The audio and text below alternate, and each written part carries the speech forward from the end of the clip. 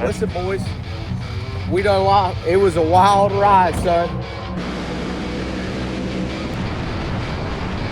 So our boys over here, they've recovered the top of our intake. Oh no. We might need this. So we were thinking ground straps. It looks like that Charlie's gonna have to live to fight another day. We only lost one round at Yellow Belly, though.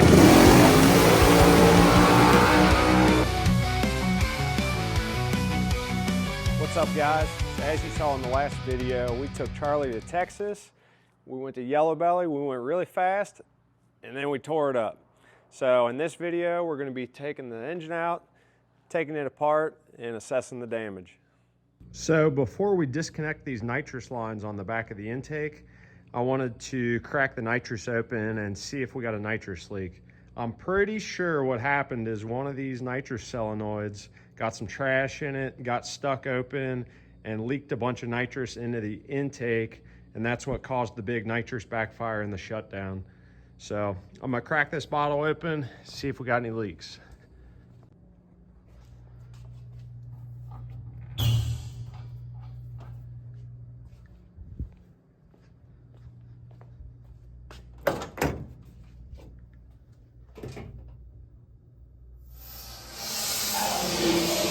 Holy cow!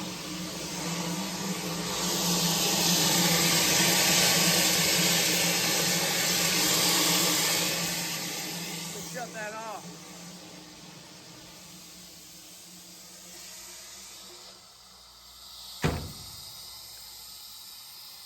I didn't expect for it to be leaking that bad.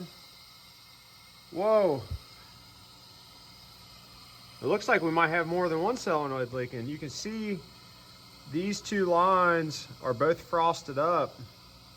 Yeah, that solenoid's cold, and you can see it's sweating. That solenoid's a little bit cold. So this one might be leaking a little bit. That one's room temperature. This one's definitely leaking. That one's ice cold. See if we got any leaking on the other side.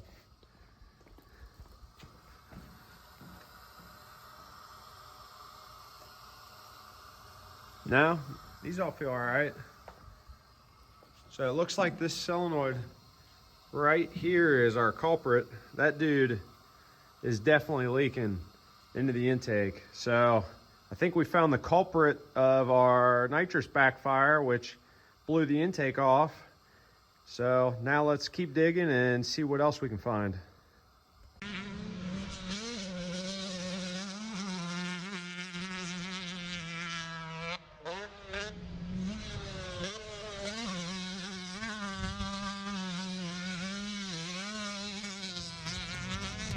Nice engine stand.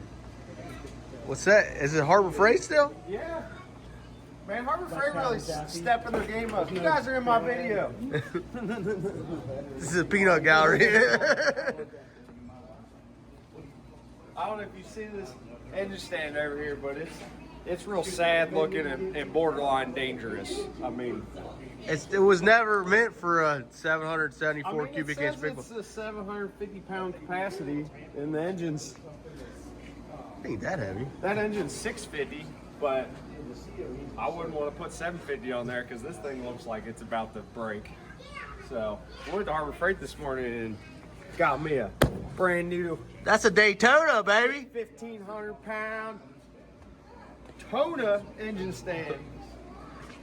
You ready to take Bischoff's shop? I don't know about that, but I'm trying to save these pretty feet.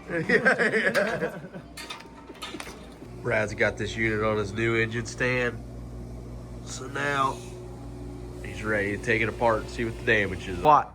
If you're gonna keep like trying to orchestrate stuff, you need one of those little hats with the ball on the top, like the French directors. Yeah. Little chair. I'm gonna paint you like one of my little French girls.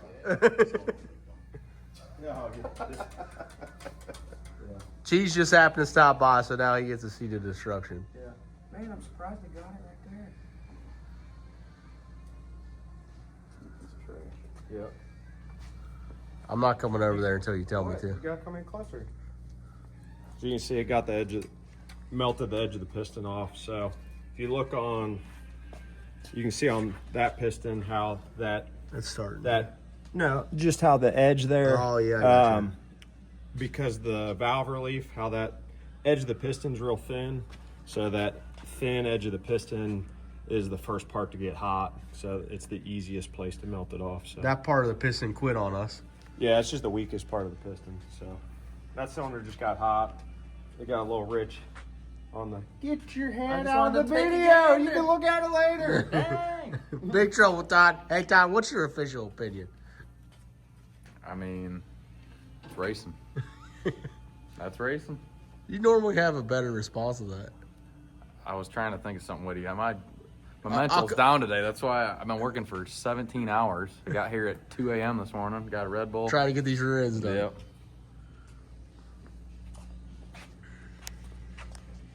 Oh, that one? You got that one too? Well, yeah. Well, this is the one that pumped like 130.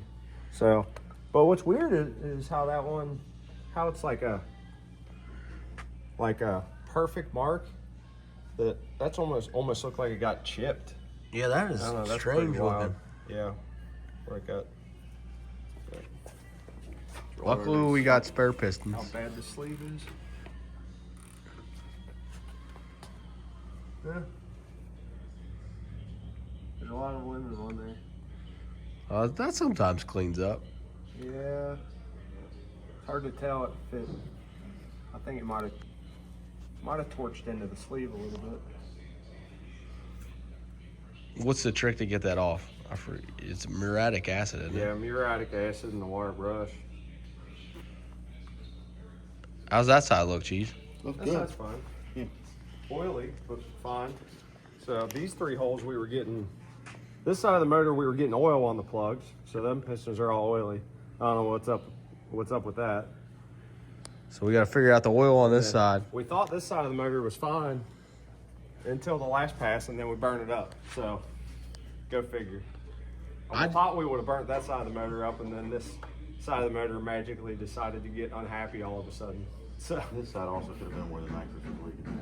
oh, it was. The nitrous solenoids were leaking on this side. Yeah. So. Nitrous and then no fuel.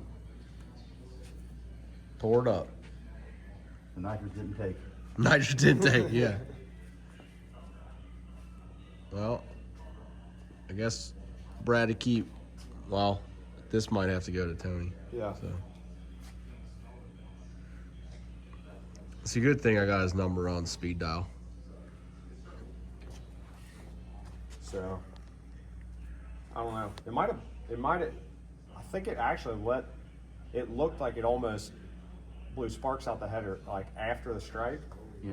So I wonder if it was where the nitrous solenoid stayed on, and then it put the timing back in and ripped all the fuel out, so it was on NA, fuel and timing, but it was still spraying nitrous on this side and burn her up. So really, the leaky solenoid caused everything. Probably. And then I guarantee what happened was this chunk of piston probably got in between the intake valve and the seat and held this valve open. And then when the spark plug fired, boom, blew the intake off. No more intake. So that chunk of piston probably would. We can look at that. It's hard to see, but there's a lot of aluminum in there. So there's a good chance that a piece of aluminum got wedged in between the intake valve and the seat and just held the intake valve open enough to when the spark plug fired, it went up. The fire went up into the intake. So.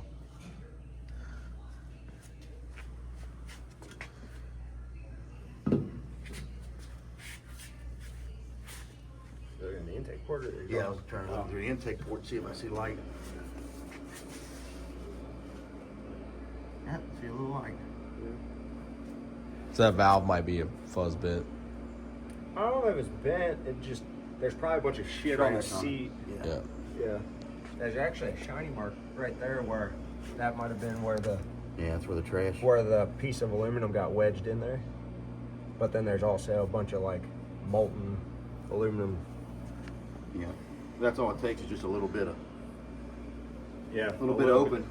One ignition. Yep. And then it's all bad. Backfires into the intake, and got an intake full of nitrous, and you look like that old boy in the Red Nova. Yeah. Except we ain't got no hood over top of our intake. Nah, he was a Camaro, but yeah, same But difference. you can imagine if we did. Yeah, we would have no. Good thing that hole was so The big. hood would have lost, that's Yeah. for sure. All right, so the official first 48 diagnosis here is leaky nitrous solenoids caused this crime.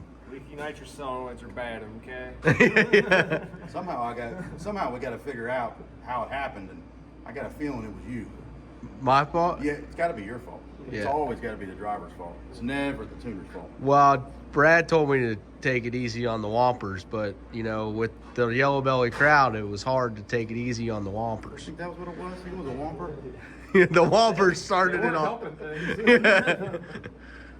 All right, boys. Well, I guess that's going to do it for this video. We figured out why Charlie went boom. Leaky nitrous solenoid. So now we got to beg Uncle Tony to fix this so that we can go back racing. Yeah.